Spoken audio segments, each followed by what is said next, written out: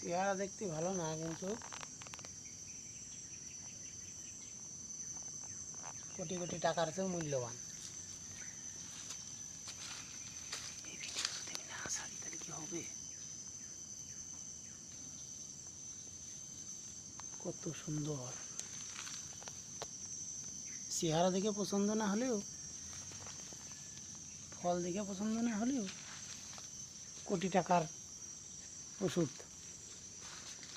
এই সেই কোটি টাকার ওষুধের গাছ। এই যে বাংলাদেশে নেই,